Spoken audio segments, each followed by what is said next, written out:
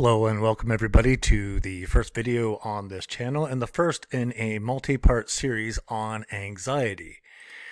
Now, I am not a licensed medical professional. I do advise you to seek medical help or professional help in the event that you have these issues. So I guess we got that disclaimer out of the way. I am a small town guy from southwestern Ontario. Basically, I guess you could call myself a redneck. So I wouldn't say to trust me, do your own homework. But that being said, I've got a lot of real world experience. I've done a ton of homework. It's probably over this 200 hours that I put there. And this is basically for you and your family members. I put RAS up there. That basically means reticular activating system. So even if you didn't think you had some of these issues, maybe you'll notice it over time now that I'm pointing some of these things out to you. So this is, again, a multi-part series, and basically it's the easiest hard things you can do to help yourself. So some of these things you're going to feel are going to be hard, and I want to let you know that at the start of this series, it's basically going to be about things that are bad that you're doing to yourself or that are contributing to your issues.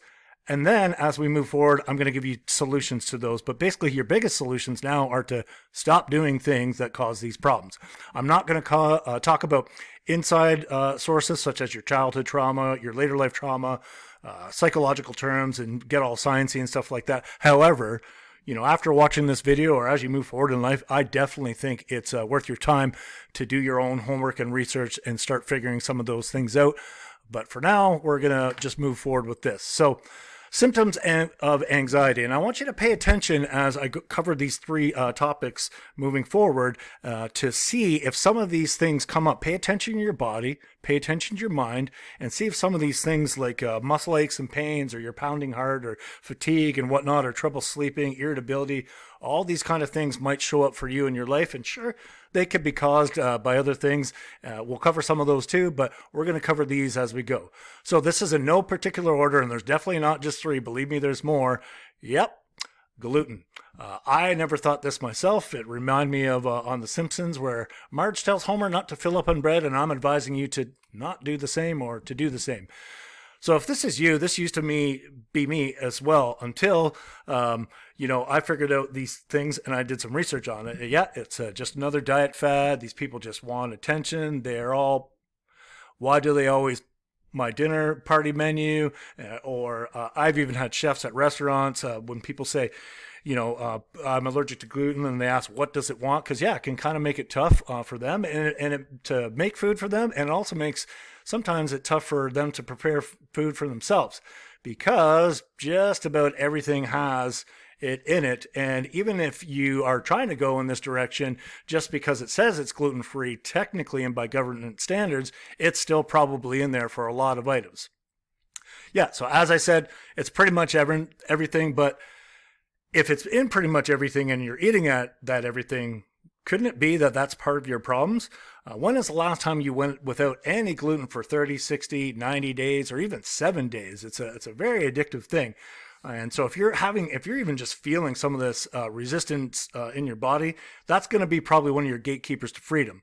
And the last thing that you wanted to hear is the first thing someone should have told you. If that's me, great. If it's someone else down the line, sure. So like anything else that you can be addicted to, you got to decide, is the pain worth the reward? And what is the reward? A full day or days of pain after eating it versus the 1 or 2 minutes of reward for putting that stuff in your mouth? You got to make a decision.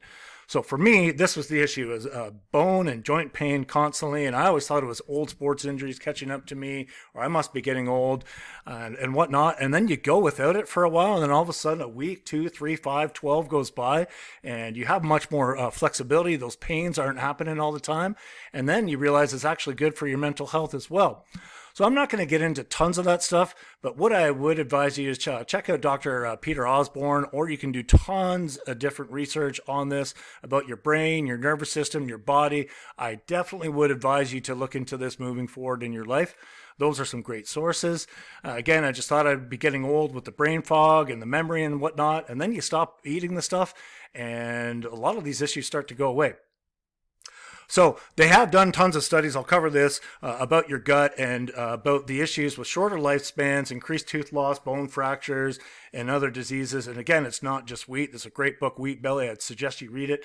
It's all other types of grains that contain gluten and those properties in them, and it'll really help you with a lot of things. So what does this have to do with anything?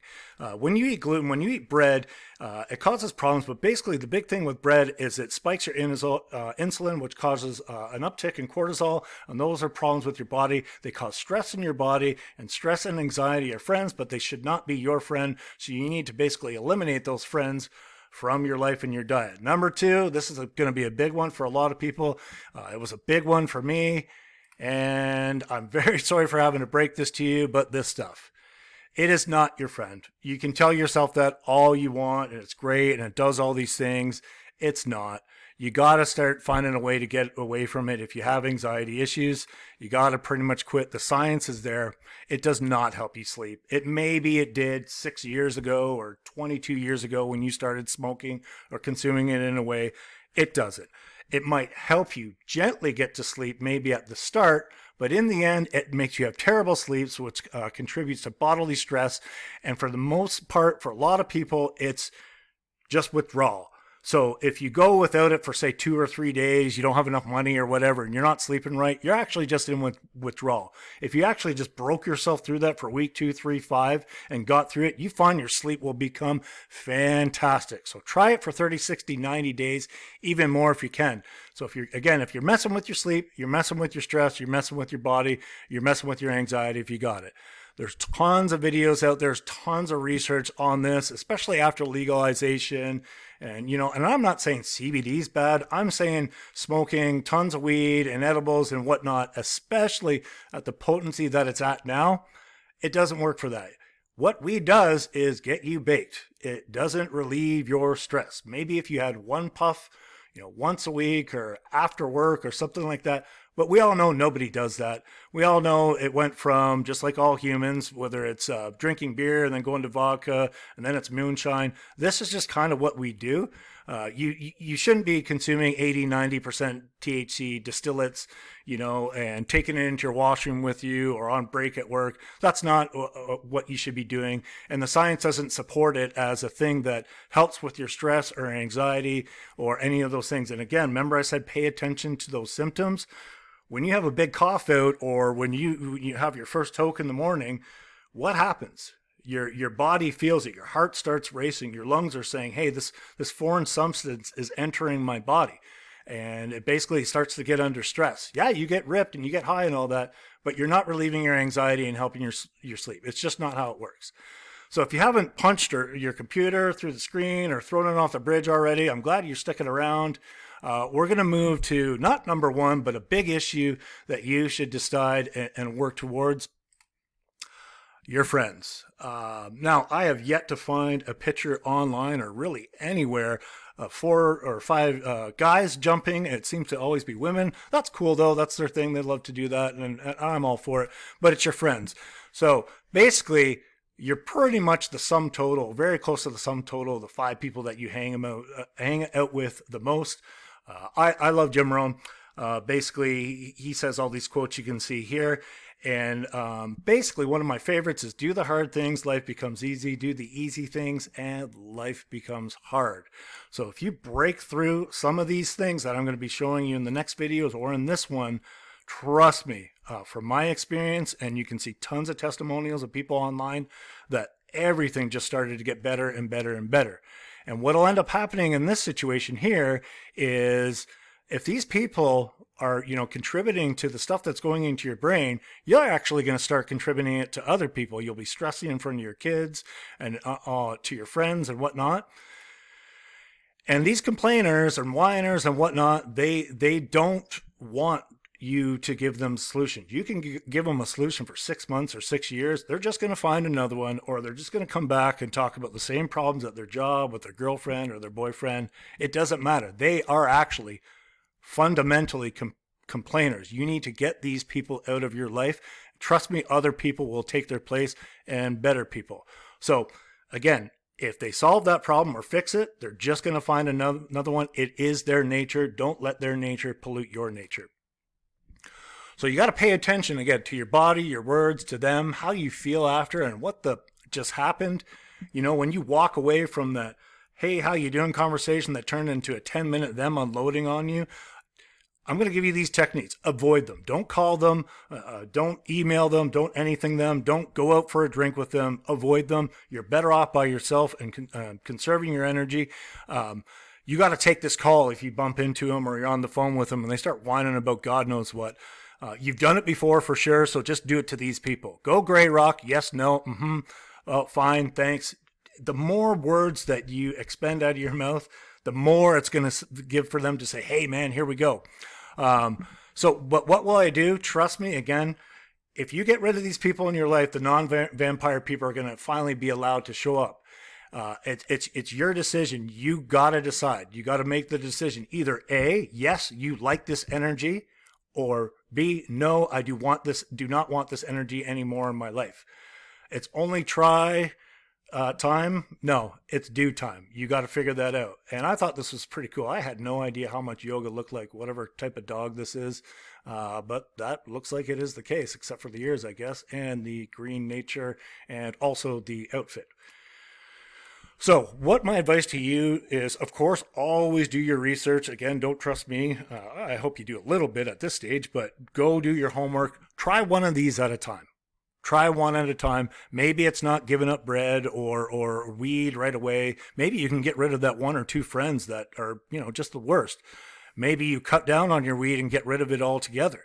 And maybe you try it out for 15, 20, 30 days. I would definitely recommend 30 to 60. If you just shut it down for like a week, especially if you've been huffing on distillates and doing edibles and whatnot, you got to give your time to readjust. And trust me, the first couple days will suck. That's just how that is. The first probably 2 weeks might suck. You might not eat for 3 days because your body's trying to get used to those signals, like your leptin response. Don't wait too long to get to the next one, though. If you get 7, 10, 12 days into one, try another one. If you're going to try and do the gluten, maybe you eat through all the stuff you bought, and then you just decide what all the things that you normally buy have this stuff in it, and change your diet accordingly.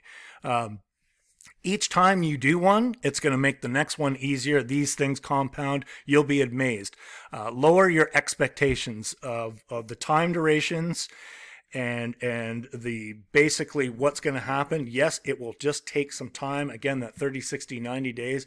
Sometimes it takes 6 months for you to get gluten out of your body. Sometimes if you're a hardcore cannabis or marijuana addict, it's going to take you a lot more time as well. Increase the belief in yourself.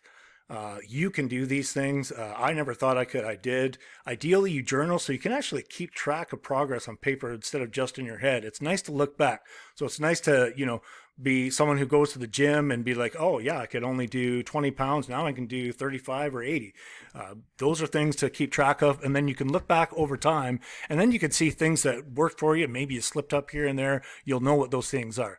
Try and find a buddy to confide in or do what you're doing. However, if you do that, you must know you need to be strong on your own because they might slip up and then you might be tempted to smoke some more weed or do whatever. You're not alone. Okay, tons of people are dealing with these types of things. And the way to deal with it is to solve your own problems. Try not to look too far outside of yourself. Okay, you can do this. I'm going to put some links in the description that really helped me to either A, understand it or work through it. And I know they're going to help you guys out. This is my handle at YouTube. I know you found it, but it's at mentoringmen7 on YouTube. Coming soon, it's mentoringmen.ca. And just for the record, this is for women also. I just thought the name was catchy. My buddy Dan said it to me, and I said, hey, I'm going to roll with it. So I did. That's my logo. I'm going to keep this series going. Thanks so much for your time. I really, really, really hope you subscribe and share and like and all that good stuff. Maybe even leave a comment, and we can maybe start building a community about solutions or what's helped people. I don't think I'm ever going to make a cent on this. That's not what I do. I hope to maybe someday, but it's not why I'm doing it. I'm doing it because I wanted to make my problems worth it to you. So maybe you can help yourself and maybe you can get some of these solutions that I had to dig and scrape and claw and trial and error for. So thanks so much. We'll see you in the next one. Take care.